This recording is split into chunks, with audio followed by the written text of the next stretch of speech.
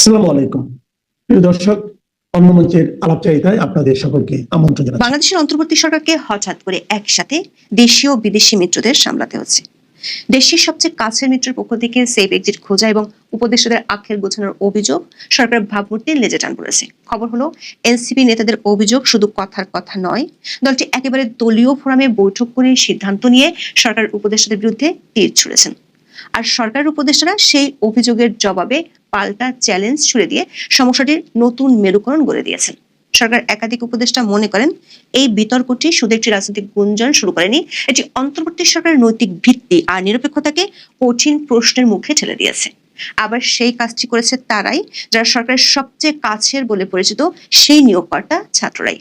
Safe exit গুঞ্জনের মধ্যে সরকারের বিদেশি মিত্ররা সরকারের সবচেয়ে বড় শত্রু বলে পরিচিত আওয়ামী লীগ নেতার সাথে বৈঠক করেছে। এমন খবরে রাজনৈতিক আলোচনার ডালাপালা আরো বাড়ছে। বিশেষ করে ব্যাপক গোপনীয়তার মধ্য দিয়ে ৩ বিদেশি রাষ্ট্রদূত আওয়ামী লীগ নেতা সাবির হোসেনের সাথে বৈঠকের পরও পররাষ্ট্র উপদেষ্টাকে বিষয়টি স্বাভাবিক হিসেবেই দেখতে হচ্ছে। বিশ্লেষকরা মনে করছেন, এমন পরিস্থিতি সরকারকে ঘরে ও ঘরের বাইরে দুই দিক থেকেই বেকায়দায় ফেলে দিয়েছে। কারণ একদিকে মিত্র ছুটে যাচ্ছে, আবার মিত্র গিয়ে শত্রুর সাথে বৈঠক করছে। বিষয়টি সরকারকে উভয় সংকটে ফেলেছে। বিস্তারিত জানতে চলুন যাওয়া যাক বিশ্লেষণে।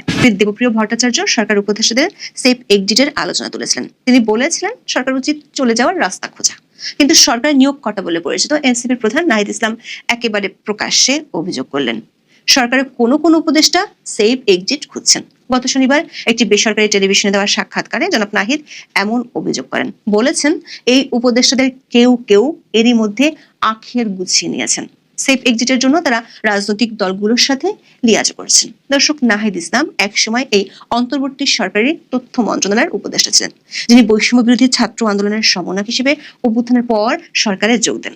নাহিদ ইসলাম গত ফেব্রুয়ারিতে পদত্যাগ করে নতুন রাজনৈতিক প্ল্যাটফর্ম তৈরি করেন। তার সাম্প্রতিক বিস্ফোরক বক্তব্য সামাজিক যোগাযোগ মাধ্যম এবং মূলধারার গণমাধ্যমে তীব্র আলোচনার জন্ম দিয়েছে। নাহিদ ইসলামের সরাসরি অভিযোগ, উপদেষ্টাদের অনেকেই বিভিন্ন রাজনৈতিক দলের সাথে লিয়াজও করে ফেলেছে। তারা নিজেদের সেফ এক্সিট বা নিরাপদ প্রস্থানের কথা ভাবছে। নাহিদের অভিযোগ আরো গভীর। তিনি মনে করেন, রাজনৈতিক দলের নেতাদের এবং যারা উপদেষ্টা হয়েছেন তাদের অনেককে বিশ্বাস করাটা তাদের অবশ্যই ভুল হয়েছিল। তিনি সরাসরি অভিযোগ করেন, অনেক উপদেষ্টা নিজেদের আখের গুছিয়েছে অথবা গণঅভ্যুত্থানের সঙ্গে বিট্রে বা প্রতারণা করেছে। যদিও তিনি এসব উপদেষ্টার নাম বলেননি, বলেছেন সঠিক সময় এলে এদের নাম জানাবেন। নাহিদ ইসলামের পরে এনসিপির উত্তরাঞ্চলের মুখ্য সংগঠক সার্জিস আলমও তাদের দলের এক সভায় একই বিষয়ে বক্তব্য দেন। নওগাঁয় এনসিপির জেলা ও উপজেলার সমন্বয় সভা শেষে সাংবাদিকদের সামনে তিনি বলেন, কিছু উপদেষ্টার মাঝে আমরা এই আচরণ দেখতে পাচ্ছি যে তারা এখন কোনোভাবে দায়সারা দায়িত্বটা পালন করে নির্বাচনের মধ্য দিয়ে এক্সিট নিতে পারলেই হলো। এরপর তিনি রীতিমতো উপদেষ্টাদের হুমকিও দিয়েছেন। বলেছেন, কোথায় সেফ এক্সিট নেবেন? পৃথিবীতে সেফ এক্সিট নেওয়ার একটাই জায়গা, সেটা হচ্ছে মৃত্যু। এছাড়া কোনো সেফ এক্সিট নাই। আপনি পৃথিবীর যে প্রান্তেই যান সেখানে বাংলাদেশের মানুষ আপনাকে ধরবে। এনসিপির এই দুই নেতার বক্তব্য নিয়ে নানা আলোচনা সমালোচনা দেখা যাচ্ছে সামাজিক যোগাযোগ মাধ্যমে। বিশেষ করে গত বছর শেখ হাসিনা সরকারের পতনের পর অন্তর্বর্তী সরকার গঠনের আলোচনায় অংশ নিয়েছিলেন আন্দোলনে নেতৃত্ব দেওয়া এই ছাত্ররাই। সেই সরকারে নাহিদ ইসলাম সহ 3 জন ছাত্র প্রতিনিধিও ছিলেন। অধ্যাপক ইউনূস নিজেই বলেছেন, এই ছাত্ররাই তাদের নিয়োগকর্তা। কিন্তু বছর না ঘুরতেই কেন উপদেষ্টাদের নিরাপদ প্রস্থানের কথা তুলছেন সেই নিয়োগকর্তারাই? এমন প্রশ্ন সামাজিক মাধ্যম ও রাজনৈতিক ঘটনার আলোচনায় ঘুরপাক খাচ্ছে। তবে অনেকের ধারণা ছিল, অতীতের মতোই এনসিপি নেতাদের এটা ব্যক্তিগত অতিকথন। কিন্তু বিবিসি বাংলার খবরে বলা হচ্ছে, এনসিপির 2 নেতার এমন প্রকাশ্যে হানাতে তাদের দলীয় সিদ্ধান্তেই ছুটেছে। বিবিসি বাংলা বিষয়টি নিয়ে কথা বলেছে এনসিপির সদস্য সচিব আক্তার হোসেনের সাথে। আক্তার হোসেন মাত্র কদিন আগে অধ্যাপক ইউনূস ও বেশ কজন উপদেষ্টাদের সাথে নিউ ইয়র্ক ঘুরে এসেছেন। আক্তার হোসেন বলেছেন, উপদেষ্টাদের সেফ এক্সিট নিয়ে তার দলের নেতাদের বক্তব্য এনসিপির সামগ্রিক বক্তব্য। আক্তার হোসেন দাবি করেছেন, অন্তর্বর্তী সরকার পক্ষপাতিত্বমূলক আচরণ করছে। তারা দায়িত্বগুলো পালন না করে পালিয়ে বাঁচতে যাচ্ছেন। বিবিসির খবরটিতে আরো বেশ কিছু চমকপ্রদ তথ্য আছে। বিবিসি বলছে, তারা বিষয়টি নিয়ে এনসিপির শীর্ষ পর্যায়ের অন্তত 4 জন নেতার সাথে কথা বলেছে। নাম প্রকাশ না করার শর্তে এনসিপির একজন নেতা জানান, সরকার উপদেষ্টাদের একটি গ্রুপ বিএনপির সাথে আরেকটি গ্রুপ জামাতের সাথে সখ্যতা তৈরি করছে। তাতে নিয়োগকর্তা হয়ে এনসিপির অবস্থা অনেকটা আমের আটির মতো, যেখানে আম আর দুধে মিলন হয়ে গেছে, আটিটি ছুঁড়ে ফেলে দেওয়া হচ্ছে। বিষয়টি নিয়ে সম্প্রতি এনসিপির শীর্ষ নেতাদের মধ্যে বৈঠক অনুষ্ঠিত হয়েছে। ওই বৈঠকে আলোচনার পরে বিষয়গুলো প্রকাশ্যে আনছেন এনসিপি নেতারা। দর্শক, এর মানে হলো এনসিপি কোনো হুজুগে অভিযোগ করেনি, তারা একেবারে বৈঠক করে দলীয় সিদ্ধান্ত নিয়ে অভিযোগের প্রথম তীরটি ছুড়েছে সরকারের দিকে। দলটির একাধিক সূত্র বলছে দ্বিতীয় ধাপে প্রমাণসহ পর্যায়ক্রমে কয়েকজন উপদেষ্টার বিরুদ্ধে অভিযোগগুলো প্রকাশের পরিকল্পনা আছে তাদের। দর্শক, বাংলাদেশের রাজনৈতিক ক্ষমতা হস্তান্তরের প্রেক্ষাপটে সেফ এক্সিট শব্দটি কেবল পদত্যাগ বা অবসর বোঝায় না, এটি রাজনৈতিক ক্ষমতা এবং আইনি দায়মুক্তির একটি সংবেদনশীল মিশ্রণ, যেটি মূলত ক্ষমতার অপব্যবহারের ঝুঁকি থেকে আসা দুশ্চিন্তার কথা তুলে ধরে। এখানে দুটি সুনির্দিষ্ট অর্থ রয়েছে। প্রথমত, এর অর্থ হলো ক্ষমতা থেকে সরে যাওয়ার পর ভবিষ্যতে নির্বাচিত রাজনৈতিক দল বা আইনি প্রক্রিয়ার মাধ্যমে হয়রানি, রাজনৈতিক প্রতিহিংসামূলক মামলা বা প্রতিশোধ থেকে ব্যক্তিগত সুরক্ষা নিশ্চিত করা। দ্বিতীয়ত, অন্তর্বর্তীকালীন সময় যদি কোনো উপদেষ্টা ক্ষমতার অপব্যবহার করে ব্যক্তিগতভাবে লাভবান হন বা দুর্নীতি করেন, তবে তার জন্য আইনি সুরক্ষা বা দায় মুক্তি লাভ করা।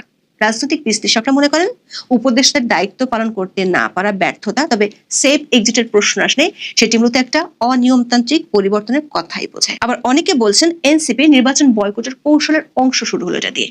এনসিপি প্রমাণ করতে চাইবে সরকার বায়াসড, তাদের অধীনে নিরপেক্ষ নির্বাচন হবে না, সে অভিযোগ এস্টাবলিশ করার জন্য নাহিদ রাজনৈতিক দলগুলোর সাথে কয়েক উপদেষ্টা লিয়াজের প্রসঙ্গ তুলেছেন। তবে এনসিপি নেতাদের এমন অভিযোগ সরকারের কয়েকজন সিনিয়র উপদেষ্টা বেশ সিরিয়াসলি নিয়েছেন। মহিলা ও শিশু বিষয়ক উপদেষ্টা শারমিন এস মুর্শিদ নাহিদ ইসলামের বক্তব্যকে রাজনৈতিক মন্তব্য করেছেন। তিনি ইঙ্গিত দেন উপদেষ্টাদের বিরুদ্ধে প্রতিশ্রুতি ভঙ্গের অভিযোগ তোলা হচ্ছে, কিন্তু উপদেষ্টারা এনসিপি নেতাদের নির্দিষ্ট কোনো প্রতিশ্রুতি দিয়েছিলেন কিনা সেই প্রশ্নও তিনি তোলেন।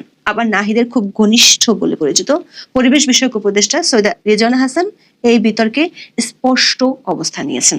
তিনি নাহিদ ইসলামকে চ্যালেঞ্জ জানিয়েছেন যে কাদের বিষয়ে সেফ এক্সিটের অভিযোগ তোলা হচ্ছে তা পরিষ্কার করতে হবে। সরকার একাধিক সূত্র বলছে সরকার কয়েকদিন আগে রাষ্ট্রীয় খরচে এনসিপির দুই নেতাকে মার্কিন মূল্য থেকে ঘুরিয়ে এনেছে। তারপর সরকার বিরুদ্ধে এমন অভিযোগ, তা আবার দলীয় ফোরামে সিদ্ধান্ত নিয়ে তোপ যেভাবে দাগানো হলো সেটি সরকার হাই প্রোফাইলদের ভাবিয়ে তুলেছে।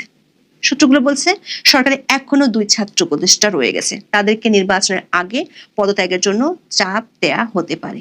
সে ইঙ্গিত কিছুদিন আগে তথ্য উপদেষ্টা মাহফুজ আলম তার এক বক্তব্যে দিয়ে রেখেছেন। তাদেরকে যদি সরিয়ে দেওয়া হয় তাহলে অন্তর্বর্তী সরকারের এনসিপির আর কোনো স্টেক থাকবে না। তখন এনসিপি নেতারা প্রমাণ সহ তথ্য জনসমক্ষে তুলে ধরলে যেটি নাহিদ বলেছেন সময় হলে জানাবেন, সেটি যদি করেন তাহলে সরকারের মুখ লুকানোর জায়গা থাকবে না। এই আখের গোছানো আর সেফ এক্সিটের মধ্যে মরার উপর খাড়ার ঘা হিসেবে দেখা দিয়েছে বিদেশি রাষ্ট্রদূতদের সাথে আওয়ামী লীগ নেতার গোপন বৈঠক। মঙ্গলবার কালবেলার খবরে বলা হয় সাবির হোসেন চৌধুরী, যিনি আওয়ামী লীগ সরকারের সাবেক পরিবেশ, বন ও জলবায়ু পরিবর্তন বিষয়ক মন্ত্রী ছিলেন, তার বাসায় 3 নর্ডিক রাষ্ট্রদূতের বৈঠক হয়েছে। প্রায় 2 ঘন্টার ওই বৈঠকটি ছিল বেশ গোপনীয়। এমনকি রাষ্ট্রদূতরা ফ্ল্যাগ ছাড়া গাড়ি নিয়ে সাবির হোসেন চৌধুরীর গুলশানের বাসায় গিয়েছেন।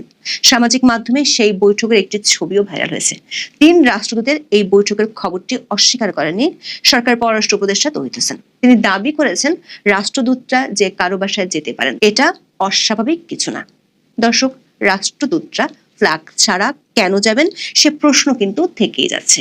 আবার বৈঠকে কি নিয়ে আলোচনা হয়েছে সে সম্পর্কে কালবেলার খবরে যা বলা হয়েছে সেটি যদি সত্যি হয় তাহলে একেবারে সরকারের বিপরীতে বিদেশি মিত্ররা হারছে, এমন দাবি অনেকে করছেন। কালবেলার খবরে বলা হয়েছে বৈঠকে কার্যক্রম নিষিদ্ধ হওয়া দল আওয়ামী লীগের আসন্ন জাতীয় সংসদ নির্বাচনে অংশগ্রহণের কোনো পরিকল্পনা রয়েছে কিনা সে বিষয়ে কূটনীতিকরা জানতে চান সাবির হোসেন চৌধুরীর কাছে। এছাড়া কিভাবে দলটির কার্যক্রম ফের শুরু করা যায় তা নিয়ে আলোচনা হয় দুপক্ষে। দর্শক, আওয়ামী লীগের সাথে কারো দুঃসম্পর্কের সম্পর্ক থাকলেও সরকার তাকে গ্রেপ্তার করে, আওয়ামী লীগের মিছিল থামাতে পুলিশের বিরুদ্ধে শাস্তিমূলক ব্যবস্থা নেওয়া হয়, দল হিসেবে আওয়ামী লীগের বিচারের জন্য আইন বদলানো হলো, সেখানে বিদেশি মিত্ররা গোপনে গিয়ে আওয়ামী লীগ নেতার সাথে বৈঠক করলেন, সেটিকে সরকার উপদেষ্টা দাবি করলেন স্বাভাবিক বৈঠক। আবার সরকার মিত্ররা সামাজিক মাধ্যমে সাবির হোসেন চৌধুরীর গ্রেপ্তারের দাবি তুললেও সরকার উপদেষ্টা সাব জানিয়ে দিয়েছেন তিনি তো অপরাধী না, অপরাধী হলে উনি তো জেলে থাকতেন। দর্শক, পরিষ্কার বোঝা যাচ্ছে সরকার শুধু দেশীয় মিত্র নয়, বিদেশি মিত্রদের কাছ থেকে বিরূপ বার্তা পাচ্ছে। প্রশ্ন হলো বিদেশি মিত্রদের এমন গোপন মিশন যদি বজায় থাকে আর জনাব নাহিদের সেই সঠিক সময়ে চলে আসে আর দুটো যদি একসাথে আসে তাহলে কি ধরনের অমাবস্যা যমুনার আকাশে দেখা দিবে সেটি সত্যি সরকারকে চিন্তায় ফেলছে। এখন এ পর্যন্ত